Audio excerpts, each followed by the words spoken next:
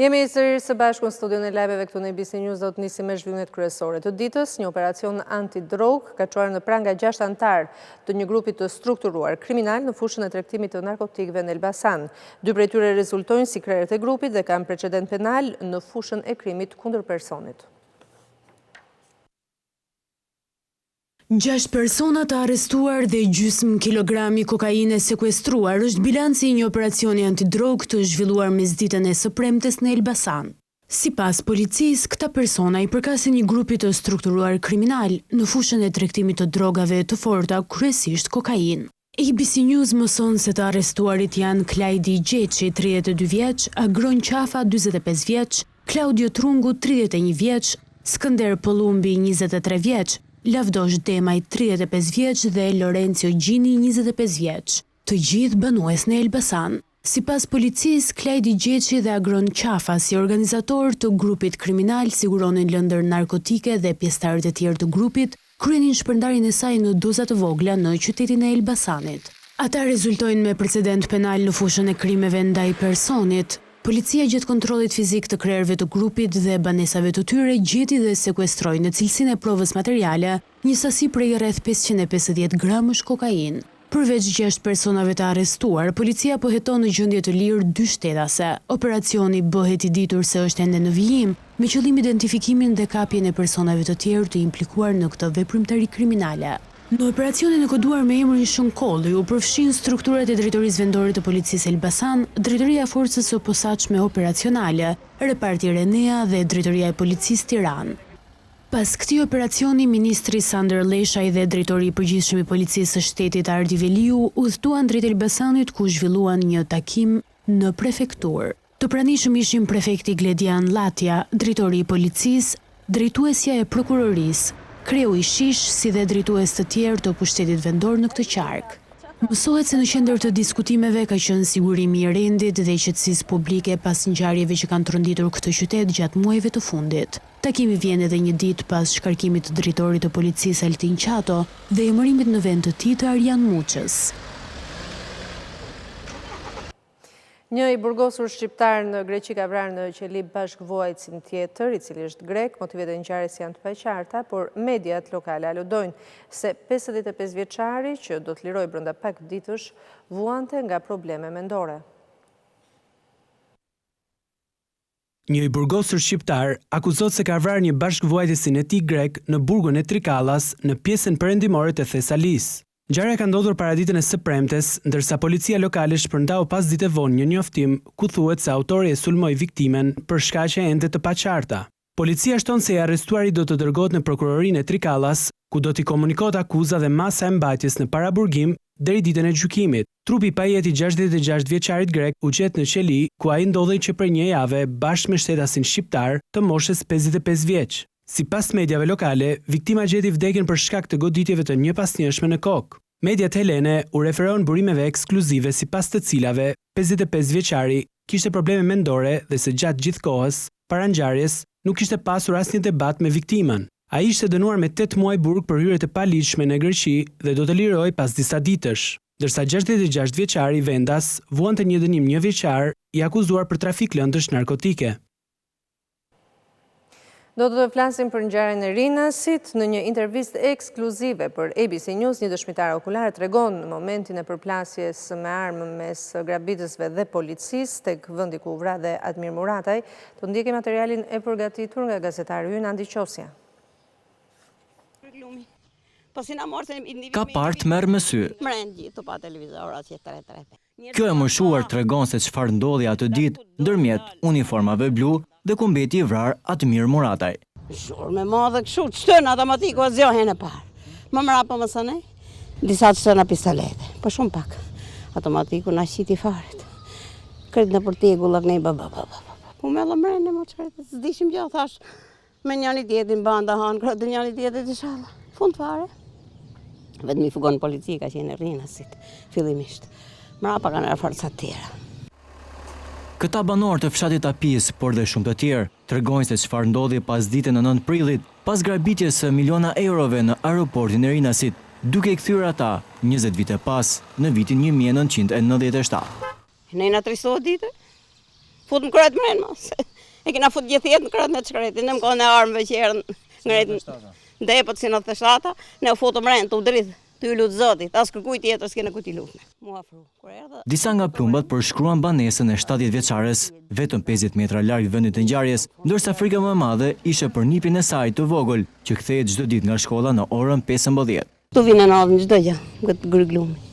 Vjedhe që i bëna, ne i përleshje me njerës, zotin e rujtë. Bilikini ata që i kanë komshit, ata kanë qenë mona aty dëshmitarës. Ne ishim të largë, ishim frikë në mua frusë, liqis leshin. U të me rrumë, që qëmë pa të nërë kalamajt për i shkolle. Ishim me fugani, kina mi shkollë private. O, zotim. Për Qamilin, një tjetër banor, kjo gjendje është e rëndë. Sipas tij, grabitja ka ndodhur për shkak se autorët kanë pasur bashkëpunëtor brenda. Atje ne korri kam jashtë telesh, si me një të bashkë të bisedu, ata dyshojnë në vjeja makina rreth që është si kontrollatje mrena. Jo me hy mrena, kjo është e habitshme. Në vendin ku vrat Mir Murataj, janë vendosur buqeta me lule. Disa prova janë të vlefshme edhe për oficer të policisë gjyqësore, siç është edhe ky xhup që dyshohet se i përket grabitësve.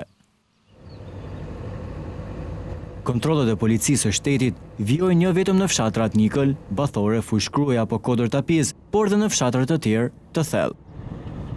ABC News u rikthye përsëri në zonën e krimit, ku disa nga oficerët të policisë janë stacionuar aty prej të paktën 3 ditësh. Policia kriminale vijon ende kontrollet jo vetëm në fshatin Dritas, por edhe në zonat përreth, nga ku dyshohen se mund të jenë fshehur grabitësit që morën një sasi të konsiderueshme parash në aeroportin e Rinasit. Rruga që të çon në fshatrat me terren të thyer sipas uniformave blu është ajo që kanë ndjekur grabitësit për t'i shpërtuar ndjekjes. Vetëm të mërkurën dhe të njëjtën, forcat e ndërhyrjes së shpejtë kryen kontrolle në të gjithë zonën përreth, por pa sukses. Rrajshin kështu me automatik kështu. Vallahi s'kan lënë në plaçkat e gravet, mraftat, i kanë lujt kret kështu. Drapereshin në prej arma, në prej gjë. Edhe në ditën e dytë të urdhrit të ministrës së mbrojtjes Stolta Xhaçka, efektiv të policisë ushtarake ndodhen në pikat më të nxehta, nga ku është thyer edhe siguria në të kaluarën në aeroportin e Rinasit. Kujdesi i shtuar i kompanisë së sigurisë ICTS shprehet edhe kur një grup xhirimi i ABC News filmon jashtë territorit të aeroportit të Rinasit.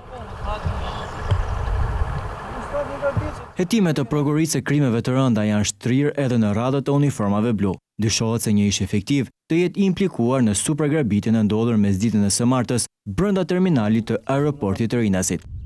Të paktën 5 persona janë shpallur në kërkim për grabitjen, ndërsa në operacionin policor janë angazhuar më shumë se 300 efektiv.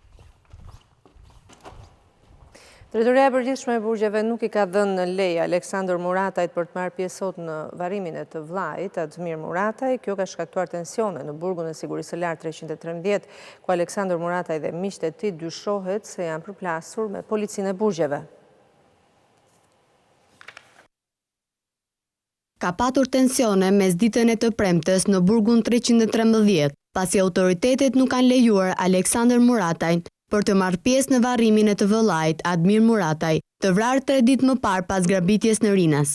Vendimi i autoriteteve të burgjeve për të mos lejuar Aleksandër Muratajn është shoqëruar me arsyetimin se fshati Çer Mitropojës, aty ku në mesditje dhe lamturmirin e fundit 47 vjeçarit Murataj është shumë larg dhe si subjekti që kërkonte leje ka rrezikshmëri të lartë dhe se rrezik mund të ketë edhe jeta e personelit policor që mund ta shoqëronte në Tropoj. Vendimi për t'i mos dhënë leje Aleksandër Muratajt është shoqëruar me tensione në burgun e sigurisë së lartë 313 në Tiranë. Bashkëvuajtësit e Aleksandër Muratajt janë rebeluar pas vendimit të drejtorisë së përgjithshme të burgjeve për të mos i dhënë leje për të qenë në varrimin e të vëllait. Dyshohet se Aleksandër Muratajt dhe miqtë e tij janë përplasur me policinë e burgjeve. Për të qetësuar situatën është dashur ndërhyjja e forcave të policisë, të cilët ishin të shumtë në numër dhe qëndronin në ambientet e burgut të sigurisë së lartë në kryeqytet. Policia kishte marrë të gjitha masat për shoqërimin e Aleksandër Muratajt në Tropoj, që të jetë lamturmirën e fundit të vëllait Admir Murataj. Aleksandër Murataj ndodhet në burgun 313, ku vuan dënimin me 16 vite për grabitjen e 2 milion eurove nga blindat në Rinas. Ndërsa për të gjithë grupin në total, gjykata e krimeve të rënda dha vendimin me 127 vite burg. 16 prona janë sekuestruar familjes Admir Muratajt 1 muaj përpara se ky fundi të bënte grabitjen e radhës, pas së cilës humbi dhe jetën. Gjithashtu në shqyrtim janë marrë dhe pronat e 2 vëllezërve të tij, si dhe 11 të afërmve të tjerë. Rreth 1 muaj para se të ndodhte grabitja e 9 prillit në pistën e aeroportit ndërkombëtar të Tiranës, Prokuroria për krime të rënda ka kërkuar sekuestrimin e pasurive të Admir Murataj, i cili mbeti i vrarë pas kësaj grabitje. Pronat e vëllezërve të tij, Aleksandër Murataj e Can Murataj, bashkëshortes Albana Alidhima dhe disa të afërmve të tjerë të familjes. Procedimi pasuror sipas prokurorisë ka filluar më 4 mars të vitit 2019. Pas verifikimeve që ka kryer për Admir Murataj, Aleksandër, Shpëtim Murataj, si dhe për 14 familjarë të tyre, pranë gjykatës së shkallës së parë për krime të rënda, prokuroria ka vendosur të konfiskojë si provë materiale 300.000 euro. Gjithashtu Admir Muratajt, Can Muratajt, Aleksandër Muratajt u janë sekuestruar në kuadër të procedimit penal, njësër pasurish të paluajtshme. Bëhet fjalë për 8 makina, 1 motorciklet, 3 apartamente, 1 vilë 2 katëshe, 1 garazh, truall dhe pemtore. Sipas prokurorisë, Admir Murataj, Aleksandër Murataj dhe familjarët e tij janë subjekte të hetimit pasuror, pasi janë identifikuar pasuri që nuk justifikohen nga burimet e ligjshme.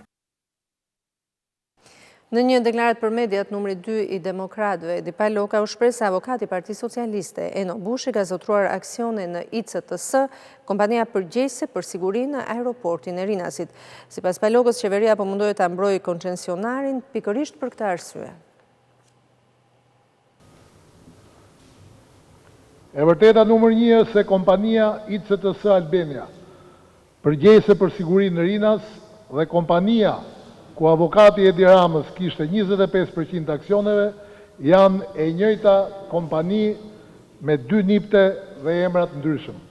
Të dyja kompanit kanë një pronar, ICTS Europe. Njëra e themeluar në shkurt 2005, tjetra në mars 2009, janë regjistruar nga i njëjti person. Panayotis Kamburoglou. Në 2009, shtetasi grek autorizon si një nga përfaqësuesit ligjor të shoqërisë, pikërisht Eno Bushin. Të dyja kompanit kanë të njëjtin person që firmos për pagesa mbi 50.000 apo luan rolin e administratorit të tyre kompanive. Aldi me Loholli kanë të njëjtin drejtor teknik për sigurinë. Në 2011 të dyja kompanit kanë ndryshuar pronar në shkurt 2013, duke kaluar nga holandezët tek francezët. Në këtë kohë, avokati Edi Ramës bëhet pronar me 25% aksioneve në kompaninë me pronar vendimarrës përgjegjësen për sigurinë në Rinas. Të dyja kompanit në korrik 2014 kanë një adresë të re, të njëjtën adresë, Qendra Alpas, Godina 146, hyrja 2. Pas grabitjes së ndodhur në aeroportin Nën Tereza këtu në Tiranë dhe në Kosovë, është parashtruar çështja e sigurisë në aeroportin e Prishtinës, duke i drejtuar qeverisë, ekspertë të fushës kanë deklaruar se struktura ka nevojë për masa shtesë monitoruese. 355 kamera janë të vendosura në aeroportin ndërkombëtar të Prishtinës për të vëzhguar situatën e sigurisë.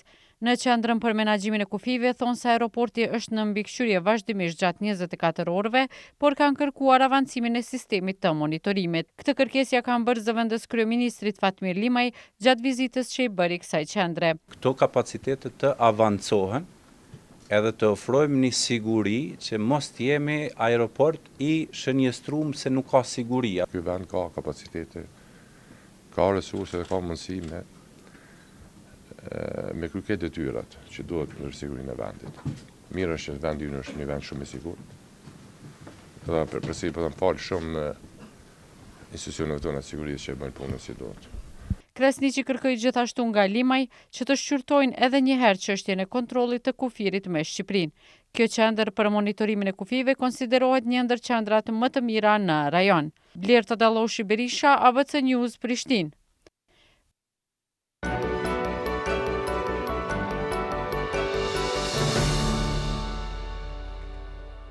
Athina konsideron si kriter bazë për hapjen e negociatave respektimin e të drejtës së pakicës greke. Në Shqipëri është ky kushti që i ka vendosur kryeministri grek Aleksis Tsipras homologut të tij shqiptar Edi Rama gjatë takimit që zhvilluan në samitin e vendeve të Europës Juglindore që i zhvillon punimet në Kinë.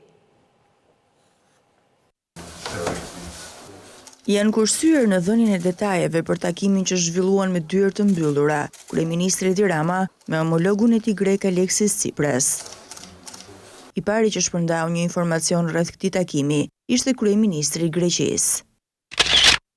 Takim me kryeministrin e Shqipërisë Edi Rama në kuadër të punimeve të takimit të kryetarëve të shteteve të Evropës Qendrore, Lindore dhe Juglindore dhe Republikës Popullore të Kinës, shkruan kreu i qeverisë greke në foton e publikuar në rrjetet sociale. Burime diplomatike në Athinë të pyetura nga televizioni ABC News thanë se takimi zgjati gati 1 orë dhe u zhvillua në një klim shumë pozitive. Sipas burimeve për ABC News, Tsipras ka nënvizuar se krahas realizimit të reformave të nevojshme, Athina konsideron si kriter bazë për hapjen e negociatave respektimin e të drejtave të minoritetit grek në Shqipëri. Në këtë kuadër, Tsipras dhe Rama kanë diskutuar për çështjen e pasurive të minoritarëve, por edhe për aktet zbatuese të ligjit mbi minoritetet që u miratua para disa muajsh. Një tjetër çështje që u diskutua gjatë takimit lidhej me rishikimin e teksteve shkollore të historisë. Ndërsa zyra e shtypit e kryeministrisë shqiptare njofton se biseda mes kryeministrit Rama dhe atij grek u përqendrua në reformat e ndërmarra nga Shqipëria, me synimin hapjen e negociatave me Bashkimin Evropian, si dhe nxitjen e mëtejshme të marrëdhënieve dypalqe, jo vetëm në rrafshin politik dhe të fqinjësisë së mirë, por edhe në shkëmbime tregtare dhe investimet e huaja. Gjatë më shumë se 4 viteve që ndodhet në pushtet, Aleksis Tsipras ka vizituar apo ka pritur kryeministrat e gjithë vendeve të rajonit, me përfshim të Kosovës, të cilën Athina zyrtare nuk e njeh ende si shtet të pavarur. E vetmja vizitë e munguar është ajo e Aleksis Tsipras në Tiranë apo anasjelltas e Edi Ramës në Athinë. Por analistët grek thonë që pavarësisht mungesës së një vizite të tillë zyrtare, është e rëndësishme që dy kryeministrat i mbajnë hapur urat e komunikimit, qoftë edhe në fushë asnjanse. Kryeministri Edi Rama zhvilloi takim dypalësh në Dubrovnik edhe me kryeministrin e Republikës Popullore të Kinës, Li Keqiang, gjatë samitit të 16+1 mes vendeve të Evropës Juglindore dhe Kinës. Gjatë këtij takimi, kreu i qeverisë shqiptare i kërkoi homologut të tij për shpejtimin e procedurave që do të lejonin hyrjen e disa produkteve ushqimore në tregun kinez. Kërkesa e kryeministrit Rama për heqjen e ndërsjellë të vizave mori premtimin e kryeministrit Li Keqiang, i cili konfirmoi edhe heqjen e çdo barriere për importin e mjaltit, verës dhe vajit të ullirit shqiptar. Qëndrimin e tij në Kroaci, kryeministri Edi Rama e ka ndarë edhe me ndjekësit në rrjetet sociale.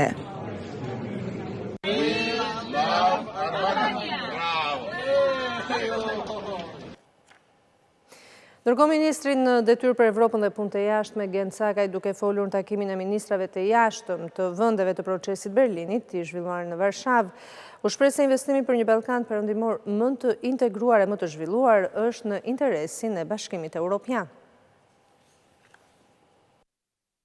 Ministri në detyrë për Evropën dhe punët e jashtme Gencakaj u bëri thirrje ministrave të jashtëm të vendeve pjesëmarrëse në procesin e Berlinit të shohin me shumë vëmendje sfidat e të rinjve në Shqipëri dhe në rajonin e Ballkanit perëndimor. I pranishëm në ministerialin e Varshavës, Çakaj vlerësoi se procesi i Berlinit ka rritur në mënyrë të ndjeshme ndërlidhjen mes vendeve të rajonit, por theksoi se ende fatkeqësisht vjet re se është shumë e vështirë të ofrohen arritje konkrete në një ambient i cili karakterizohet nga mosmarrëveshje të vazhdueshme me retorikë politike. Ai cilësoi paradoksale që nga njëra anë, nismat rajonale si Organizata Rajonale e Bashkëpunimit Rinor apo Fondi i Ballkanit Perëndimor përpiqen të ofrojnë projekte që adresojnë pajtimin mes kombeve për ta kthyer rajonin në një hapësirë sa më vibrante të bashkëpunimit rajonal. Dhe nga ana tjetër, kemi një rajon i cili po shndrohet gjithnjë më shumë në konservativ dhe nacionalist, pikërisht për shkak të mosmarrëveshjeve politike mes shteteve. Për këtë arsye, ministri në detyrë për Evropën dhe punët e jashtme theksoi se është shumë e rëndësishme që vendet tona të jenë më të vendosura për të zgjidhur mosmarrëveshje dypalqe, dhe kjo do të mund të arrihet vetëm nëse ka sinqeritet dhe përgjegjësi në adresimin e reminiscencave të së kaluarës. Ajo që duhet të kuptohet, vijoi ai, është se rajoni ynë nuk po kërkon të hyjë nesër në Bashkimin Evropian, por procesi i integrimit është shumë i rëndësishëm dhe inkurajues për ndërmarrjen e reformave të nevojshme si shteti i së drejtës, reforma në arsim, zhvillimi ekonomik. Në këtë kontekst, liberalizimi i vizave me Kosovën apo hapja e negociatave për Shqipërinë dhe Maqedoninë e Veriut janë instrumentale për rritjen dhe thellimin e reformave. Ministrat holandez kanë kundërshtuar propozimin e pjesës më të madhe të deputetëve në Parlamentin e Hollandës, të cilët kërkojnë riktimin e menjëhershëm të regjimit të vizave për shtetasit nga Shqipëria. Pjesa më e madhe e deputetëve holandez i ka kërkuar ministrave në vend që të ushtrojnë presion ndaj Brukselit për të rikthyer regjimin e vizave për shtetasit shqiptar. Mediat holandeze raportojnë se deputetët këmbgulin se kjo është e vetmja mënyrë për të ndaluar bandat kriminale që të hyjnë në vend. Madje ata pretendojnë se kanë dhe mbështetjen e policisë së Amsterdamit dhe ministrit të drejtësisë për këtë nismë. Ky i fundit konfirmoi qëndrimin e tij edhe para pak ditësh, teksa ndodhej në Tiranë për një vizitë zyrtare. Sipas mediave holandeze, bandat shqiptare janë qendra e industrisë së drogës dhe pastrimit të parave në vend. Gjithsesi, ministrat theksojnë se rikthimi i vizave është një vendim i pashpresë dhe se Shqipëria i plotson kriteret e Bashkimit Evropian për lëvizjen pa viza. Ministri i jashtëm holandez, Stef Blok, u tha deputetëve se nuk ka ndërmend të merret me këtë çështje, ndërkohë dhe ministri holandez për migracionin, Mark Habers, gjatë një konferencë të përbashkët për shtyp me zëvendës ministren e brendshme shqiptare, Rovena Voda në Tiranë, theksoi se qëndrimi zyrtar i qeverisë holandeze është që të ruhet sistemi pa viza për shqiptarët që të mund të udhtojnë në Schengen apo në Bashkimin Evropian. Nga ana tjetër, shtoi ai, ne jemi duke monitoruar dhe lexuar me imtësi çdo raport monitorimi, por fal edhe përpjekjeve të Bashkimit Evropian dhe të qeverisë shqiptare, jemi të mendimit që po ecim në drejtimin e duhur dhe duhet të ruhet sistemi pa viza. Deputetët social-demokrat u shprehën të zhgënjur nga qëndrimi i ministrave duke këmbgulur se kjo është një masë domosdoshme për siguri në vend.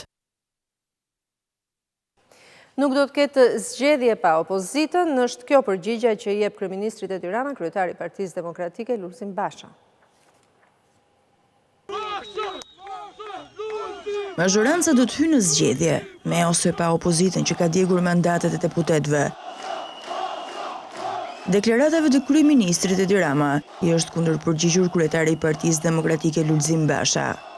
Edi Rama dhe banda e tij e din fare mirë se zgjedhje pa lo zgjedhje falso pa opozitën nuk ka pasur. Kauza e çlirimit të Shqipërisë nga banda e Edi Ramës është përqafuar nga shumica dërmuese shqiptarëve që janë bashkuar thirrjes, kushtrimit dhe emergjencës kombëtare Ramait. Sipas liderit e opozitës, është bashkëpunimi i qeverisë me krimin shkaku që Shqipërisi kanë mbyllur derën e Evropës për 6 vjet me radhë, duke u kthyer në kërcënimin më të madh për shqiptarët. Veprimi i opozitës që drejton i shërbejnë si leksion edhe popujve të Ballkanit, u tha ai. Prandaj betejë jonë është e vetmja betejë për stabilitet të vërtetë dhe është një leksion për popujt e tjerë të Ballkanit se ky vend edhe një herë, si 10 vite më parë, do t'i pri integrimit evropian për gjithë Ballkanin perëndimor, duke pranuar, imponuar dhe zbatuar asgjë më pak se standardet evropiane për qytetarët tanë në vendin tonë. Në takimin që zhvilloi në Fier, kryedemokrati Basha, tha se është përgjegjësi e Partisë Demokratike të udhëheqë shqiptarët për realizimin e projektit që transformon Shqipërinë nga një vend bazë operacionale për krimin e organizuar, siç e quan Departamenti i Shtetit, në një vend që siguron mundësi dhe mirëqenie për qytetarët e saj. Kjo është arsyeja sepse të gjitha matjet dhe studimet e opinionit publik tregojnë sot se ne jo vetëm jemi forca e parë politike në vend, po gëzojmë besimin e shqiptarëve, jo thjesht dhe vetëm për të kaluar këtë krizë, po për t'ju përgjigjur kësaj krize me një transformim kaq të thellë, politik dhe ekonomik, Për të ndryshuar sa më shpejt këtë realitet, Lulzim Basha tha se bashkimi me protestën e 13 prillit është vendimi i duhur për çdo qytetar që e do Shqipërinë si gjithë Evropa. 16 nga 21 institucionet pavarura nuk kanë zbatuar detyrat që i ka caktuar kuvendi. Vërejtje nuk ka adresuar kryeparlamentari Gramoz Ruçi në një takim që zhvilloi me drejtuesit e këtyre institucioneve, ndërkohë ambasadori i delegacionit evropian në Tiranë, Luigi Soreka, kërkoi rezultate më të prekshme. Ju lën shoqërinë e këtij materiali, më njëherë pas tij do të jenë shoqërinë e Gerçarçanit me studios Prill. Bashkë ndajemi këtu, mirupafshim. Janë mbledhur për t'i kritikuar më shumë institucionet e pavarura në vend, sesa për t'i vlerësuar për kontributin e tyre. Rezultate më të prekshme kërkon nga 21 institucionet e pavarura, ambasadori i Bashkimit Evropian në Tiranë Luigi Soreka. Megjithatë, tashmë është urgjente që ne të arrijmë rezultate më të prekshme dhe më të dukshme në publik. Këto përpjekje, të cilat në thelb preken pothuajse çdo element të arkitekturës shtetërore, kërkojnë një angazhim të fortë politik dhe teknik. Ndërsa kryetari i kuvendit u tërheq vëmendjen më shumë se gjysmës prej tyre që të tregohen korrekt me raportimin e kërkuar. Dhe pyetja që shtrohet është pse duhet ndërhyjë kuvendi për të kërkuar me shkresë zyrtare, jo pak po 13 institucioneve, që ato të mësojnë dhe ta bëjnë edukat të punës dhe të sjelljes tyre, kryerjen e detyrës dhe misionit për cilin janë ngritur. Prandaj që është në fillim do të thoshja se ky është një paralajmërim që ju bëj për të qenë konkret në detyrimet tuaja ndaj kuvendit të Shqipërisë dhe se kjo situatë është e patolerueshme dhe nuk do të tolerohet më. Ndërsa nga kryetari i Komisionit të Ligjeve u kërkua që në raportet e tyre institucionet të reflektojnë edhe ato që nuk kanë realizuar. E gjithë situata që ju paraqisni në raportet tuaja në kuvend është optimiste. Është se gjithçka shkon vaj. Jo, mo jo.